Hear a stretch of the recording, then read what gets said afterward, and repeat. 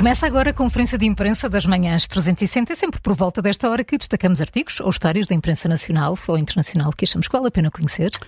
Vale a pena conhecer, vale a pena, por exemplo, conhecer o que é que se passa com os túneis. É um tema improvável, mas sim, que vai estar na agenda, na nossa agenda nacional, porque, em princípio, o Governo... Bem, agora vamos ver se o faz antes ou se espera, mas se vai esperar para depois das eleições. Mas, pelo menos, está nos planos. É um projeto que está nos planos, que é um túnel em Lisboa, mais uma travessia do Tejo, entre Algés e a Trafaria. Para quem não conhece, é um túnel a ligar as duas margens, ali junto à foz mesmo do Tejo, portanto, depois de Alcântara, depois de Belém. Sim, ali antes do bugio, daquele farol que está ali no meio da foz do Tejo a assinalar a entrada no mar.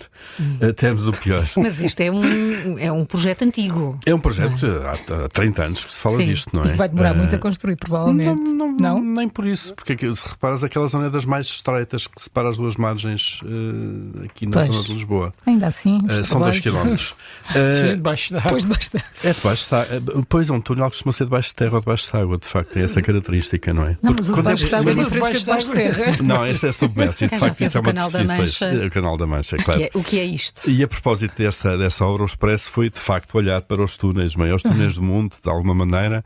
Dá para perceber que de facto nós não pensamos nisso, mas há vários tipos de túneis. Há os submersos, que será o caso deste, ou o Canal da Mancha, e há os túneis que foram montanhas, não é? Tipo o túnel de Marão, por exemplo. E depois também divergem, também têm utilidades diferentes. Os túneis maiores do mundo são os dos metropolitanos, de alguma maneira. Também são túneis, não é? São redes extensas. E o maior do mundo mesmo é a rede metropolitana de Xangai, na China. Tem 124 km. Depois o ferro. Depois há nos Alpes Imaginar a construção disso, não é? A construção disso ao longo de anos, não é? O de Gotthard nos Alpes Suíços é ferroviário e tem 56 km, foi inaugurado em 2016. O Canal da Mancha, não conheço nenhum, esse é ferroviário também. Já passei lá. Já passaste lá? Não sei se é claustrofóbico aquilo. Não, nem sentes. Íamos fechados no comboio. Na cabine, e não se via nada. Nem percebes que estás no túnel. Naquele caso não, porque aquilo era um comboio em que os autocarros iam lá dentro e nós íamos num autocarro e então ainda era duplamente... Comboio com autocarro lá dentro. Exatamente.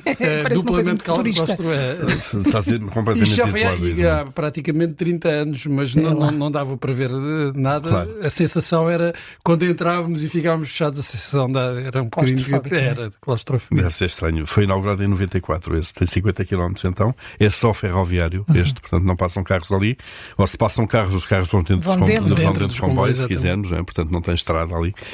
E o maior túnel rodoviário do mundo, então, na Noruega, e tem 24 km. Este é rodoviário. 24 km, um túnelzinho ali de carro ainda é... E dizem que só podem passar aí automóveis Fjord. É muito piada. Vamos acabar por aqui. Obrigado. Então, este Algés Trafaria terá 2 km, portanto é uma coisa mínima, não é? Sim, só para comparar, 18 km, a Ponte Vasco da Gama tem 18 km de comprimento. Mas o nosso maior túnel é o túnel de Marão, que esse não é submerso, fura ali a Serra de Marão, tem 5,6 km e é no norte do país. Bom, mas na Europa está em curso um grande projeto que vai ligar a Dinamarca à Alemanha, também por um túnel imenso. Deverá ser inaugurado daqui a 4 anos, em 2029, e será então o maior túnel rodoviário e ferroviário imerso do mundo, com 18 km de comprimento. Os comboios vão conseguir fazer a travessia entre as ilhas de Lolland, que é as ilhas mais a sul da Dinamarca, e a ilha alemã de Femern, que fica mesmo logo ali debaixo da ilha dinamarquesa, no Mar Báltico, vão conseguir fazer esta travessia em 7 minutos. Em 7 minutos? 7 minutos. Portanto, de um país ao outro em 7 minutos. Este atalho vai reduzir para metade o tempo atual da travessia ferroviária entre Hamburgo e Copenhaga. Neste momento, para ir de comboio de Hamburgo para Copenhaga demoram 5 horas. Vai passar para 2 horas e meia, porque deixa de dar uma enorme volta por terra, se quisermos, e este trajeto vai ser ser feito debaixo de água, debaixo de mar. E vai ser muito mais fácil invadir a Dinamarca. Completamente. O Trump já deve estar. Já está de olho nisso. Ou ao contrário, a Alemanha, quem vier da Dinamarca, cortas ali à esquerda e estás logo na Alemanha. Normalmente a Alemanha que invade. Exato. E já portanto, estes comboios, já os veículos, os carros vão poder fazer o mesmo percurso em 10 minutos e isto prevê-se que vai abrir novas oportunidades de emprego, trocas comerciais, caminhos mais curtos, obviamente, para outras cidades da região. Por exemplo, Berlim ficará a 5 horas de Copenhaga, de carro neste caso, em vez de 8 horas atualmente. E, portanto, estamos a ver aqui como é que um túnel de 18 km vai fazer diferença na vida daquelas comunidades e de dois países, de alguma maneira. No nosso caso, 2 km também fará diferença. Para muita gente vai. Então, já viste? Para quem mora ali. Vapor. Olha, para ir almoçar ao outro lado. Logo ali. É logo ali. 2 km. Portanto, tudo o que queria saber sobre túneis. É tão antes-Trump. Não sei porquê. É muito antes Donald Trump. Porquê? Sim, porque... Estás a falar do túnel? Sim, deste europeu? Do europeu, sim. Porquê? Sim, porque liga países, sim, liga comunidades... sinto que é outro mundo. Mas o Trump não se mete nestas coisas ainda. Não, claro deixaremos. que não. Não é Donald Trump, é o conceito de ligação entre países e aproximação de países. Claro, parece no caso dele é mais... Olha que o Trump ainda se pode meter nisso, mas é como construtor, não sei, como promotor imobiliário. Trump o construtor.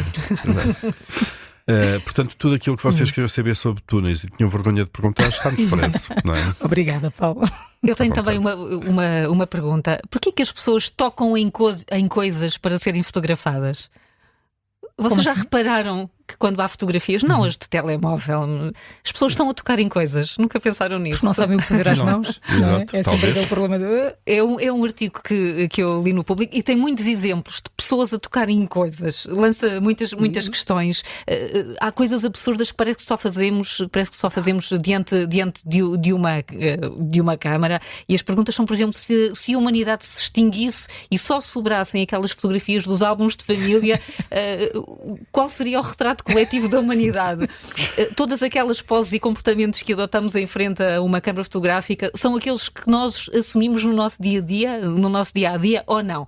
Um artista e designer holandês, cujo nome será qualquer coisa como Erik Kessels, tem um fascínio por esse tipo de comportamento, o comportamento que as pessoas assumem diante de uma câmara, e tem uma enciclopédia que eu traduzirei livremente como a Enciclopédia Incompleta do Toque, em que reúne milhares de fotografias de pessoas a tocarem em coisas, mas coisas são aviões, barcos, bolos, peixes, fontes, frigoríficos, lápides, pianos, postes, pedras...